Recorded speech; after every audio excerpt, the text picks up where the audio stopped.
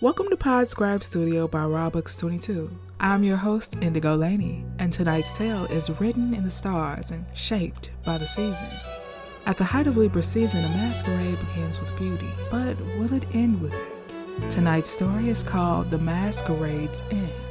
Now buckle up, for our story begins.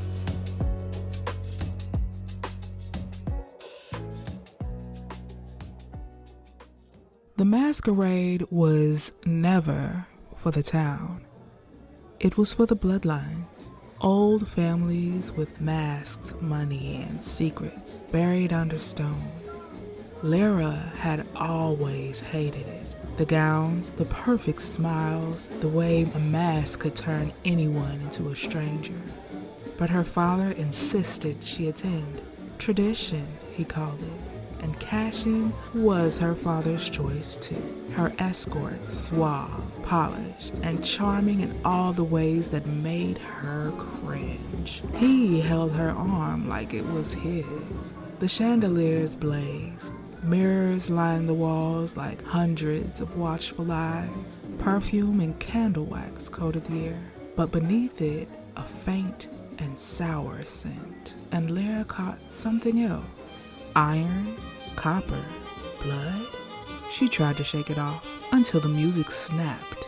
A violin string broke with a sharp cry.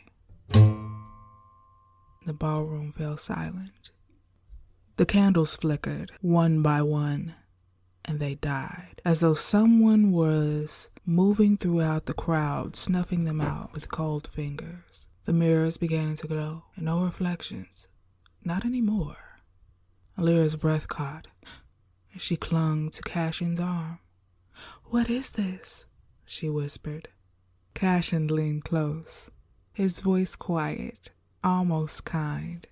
"What it's always been."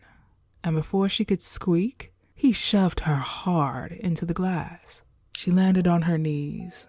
The ballroom was gone. Stone walls closed around her, slick and damp.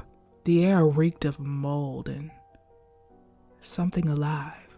The labyrinth stretched outward, jagged, shifting as if it was breathing. She screamed Cashin's name. "Cashin!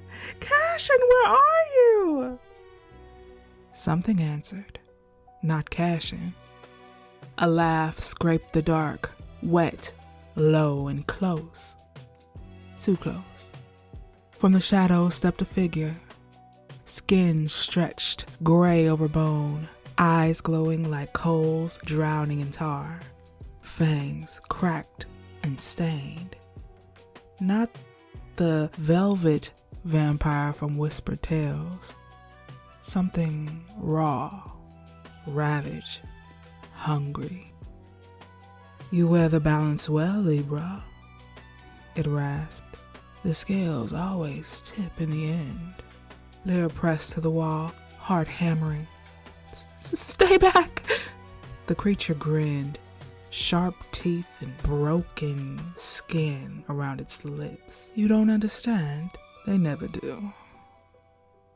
That's why Cashin brought you. The ball is their harvest. The labyrinth is their gift to me." Her blood froze.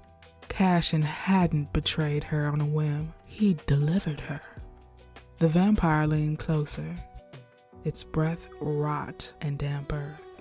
"The portal of dawn is your only way out, if you can reach it before I reach you in our little game of cat and mouse. Maybe the sun will burn me." Maybe. The walls shuddered. Shadows slithered across the floor, curling like hands eager to grab her, pulled her down. And without hesitation, she ran. The labyrinth twisted, corridors bending, mirrors flashing with her reflection. Except in each one, she wasn't alone. Shapes loomed over her, fanged and grinning. Some laughed, some screamed, and some reached for her. Behind her, foots pounded. "Run, little Lyrah.